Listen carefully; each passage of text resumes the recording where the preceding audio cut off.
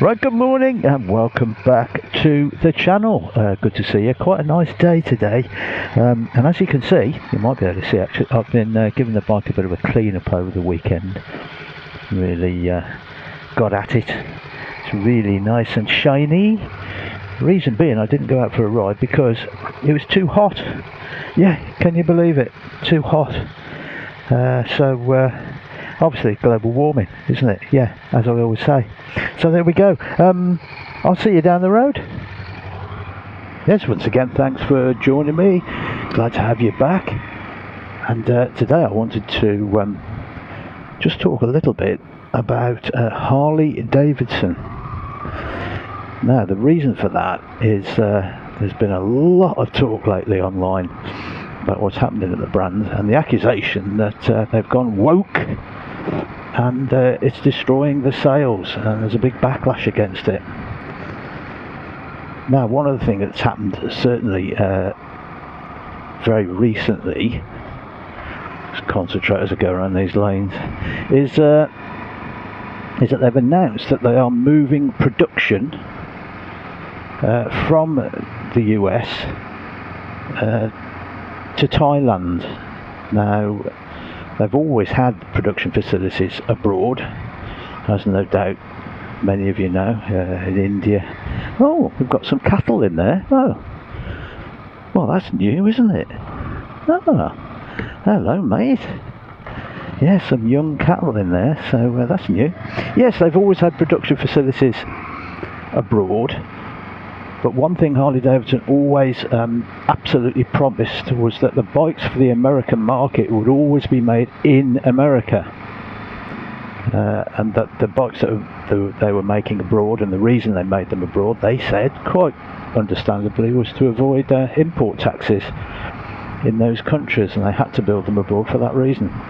But they say temporarily they've moved the production of the bikes for the US market abroad to Thailand. Now, that's obviously caused a bit of a stir and a lot of concern and worry with the workers in the US, because you know what happens when something gets moved temporarily, never comes back again. So that caused quite a bit of a stir. But there's been some rumblings for quite a while actually, mainly based around the CEO of the company. The CEO, whose name is Joachim Zeitz, I think it is, German chap, got put in charge overall in 2020, and it's become quite apparent that he's really, really hot on what we would call woke type political stances. Let's just say that. Very hot on DEI, very hot on all these political issues, and he seems to have brought those to bear on the company. Now, that's generally pretty disastrous for any company, isn't it, when they bring divisive politics into the equation. It's not a good thing to do. It happened very famously, of course, at Budweiser in the US recently. It's caused all that stir and a huge backlash against that. But of course, other companies too, like Disney, that have become extremely sort of seemingly politically sided one way rather than the other, brought politics to the game. Which really isn't what a company's there for. A company really has got a duty to its shareholders to make money and to promote its brand, and not to be political at all. I think it's there's a term, fiduciary duty there. Fiduciary duty is actually to look after the brand financially, in a financial sense, make profits, etc., not to get involved in politics. And when brands do that, it's quite disastrous. So this all came to a little bit of a head recently. There's a huge motorcycle rally in the US. If you're from the US, obviously you'll know all this anyway. But if you're from the UK and you're not quite so familiar with it, there's a huge rally called the Sturgis Rally that takes place in Sturgis, the biggest motorcycle rally on the planet. And the bikes that attend Sturgis, roughly 90% of them are Harley Davidsons. I mean, it is almost a Harley Davidson rally rather than a bike rally, really. There are other bikes there, but it's obviously hugely Harley Davidson dominated. And there is talk of much anger amongst Harley Davidson owners, and that the Harley Davidson corporate area, they have a very large area there where they've got all their new range of bikes, and obviously sell merchandise as well, but that has been empty. Now whether that's true or not is up to much debate, but there's certainly less footfall around it than I think there usually is. And there's no doubt a lot of people that are quite angry with what's going on at Harley Davidson. Even talk of some people removing the badges from their bikes. I mean, that might just be one person that's done that, and that's become a story, or it might be one group, who knows, I don't really know, but clearly there's a lot of backlash against this, and it's a thing that Harley Davidson didn't really need. They've got enough problems with just selling motorcycles, really, and the whole brand finding its place again. I don't think there's any doubt that they've had problems in the past, they've lost their way in the past, and the last thing they needed was this controversy. It seems that the CEO, this German chap that took over, as I said, is extremely, let's just say, probably on the left side of politics, and that doesn't really maybe coincide with many your traditional Harley Davidson owners. Doesn't really line up, does it? Doesn't really align. And the last thing you need to do is fall out with your traditional customer base. But we've seen this, haven't we, with companies before? They seem to prioritise not their fiduciary duty, I think I've got that word right, not their duty to their shareholders and to the business, but more in making political statements. It's really quite extraordinary as an overall thing, not just with Harley, but overall. As you said, we've seen it with Disney. To a certain extent, the BBC have pushed a political agenda, it seems, or very much, and put so many people off them, and it creates a lot of anger, and a lot of resentment and disillusionment between their traditional customers. So why companies do that?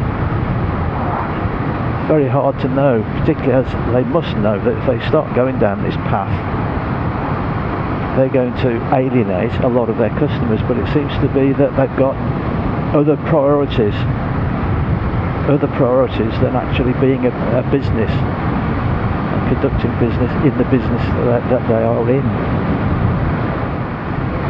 So I don't know a huge amount about Harley Davidson. I'm not a massive fan of the brand. It's not a bike I've ever owned, so I don't know a great deal about it. But if you are, and you've got opinions on this, please leave them in the comments. I'd be interested to know how you feel about the brand and what's happening at the Sturgis Rally and beyond at the moment with the new CEO.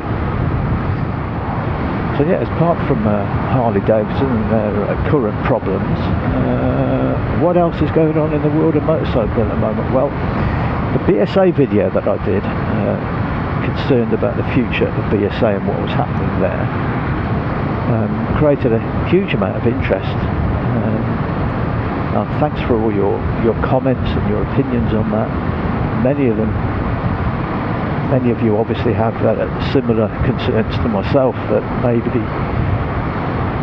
the powers that be in the company are possibly losing interest a little bit with the whole project. don't know if that's true or not, but I've heard of other dealers that have had problems dealing with the brand and have jettisoned them. I think I know now of, I've heard of, well, it's in double figures now, the amount that I know personally I've heard about.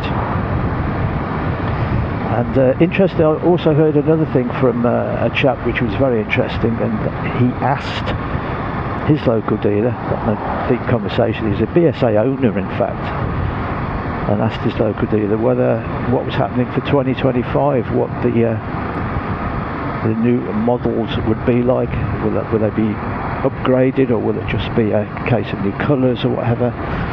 And he was told that there will be no new 25 models, there are none in the pipeline.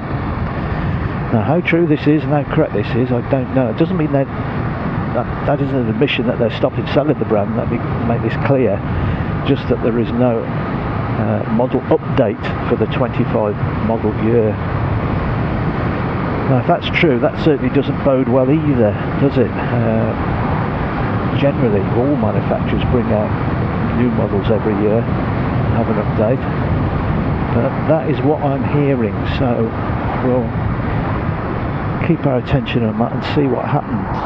I for one hope that BSA survive and go from strength to strength, but apparently no new models are in the planning stage. We'll see. Let's just pull up the side of here so we get through the lights. I don't think I've come along this road once in the past 6 months and not had some form of roadworks along here. Well, I've got a big barrier here, haven't they? This is very serious. This is obviously something to do with water, I would imagine. That barrier, very effective. I like it. Yes, so that's BSA. Now, on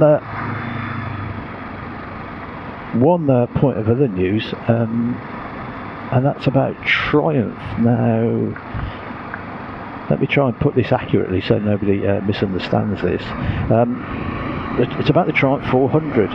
Now, apparently, they have sold, in its first year of production in the 400 range, if you multiply it out by UK prices, so this isn't a real figure, it's just an idea to give you an idea of the scope of this, but they have sold £250 million worth of 400s.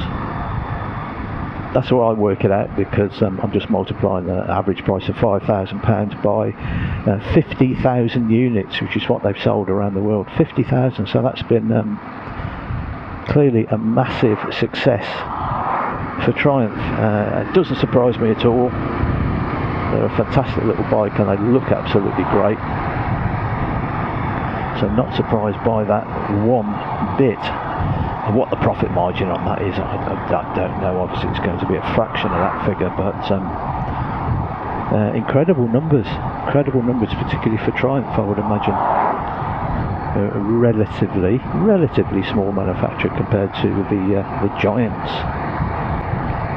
So it looks like we're behind a tractor again here, doesn't it? Beautiful day today.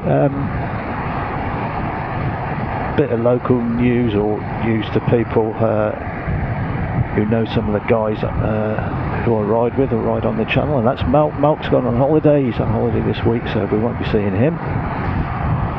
It looks like he's picked a good week for it. Absolutely beautiful. So Malk, if you watch this video, which I know you watch all the videos, hope you're having a good time down there. Yes, thanks also to everyone that's subscribed to the channel lately. The numbers are just steadily rising all the time, which is wonderful. And that chap I know there, he didn't recognise me. Yeah, and I can also say I am becoming monetised, would you believe? The only thing is, I'm not yet, because all the hoops you have to go through in order to become monetised are just extraordinary, and I can't upload some of my my details, so I'm having a problem with that. So I've got nothing at the moment, but at the moment I have actually earned a few pounds. Can you believe it? Which is nice, helps pay back some of the fuel and all the the equipment costs. Not a lot of money, but it's just something, isn't it? So appreciate you all subbing to me and watching, because I do appreciate it. Right, here we are. It's a lovely day today. Don't know where to park. Where shall I park? I think I'll park on the end, just to be different. There's the lads. Oh, Phil's here, ironically, who is a Harley rider. After talking about Harleys, where's his Harley? Oh, there it is over there, you see. Yeah, with his mate. So there, perfect end to a video mentioning Harleys, isn't it? So that's all from me. Thanks for joining me, and I'll see you again next time.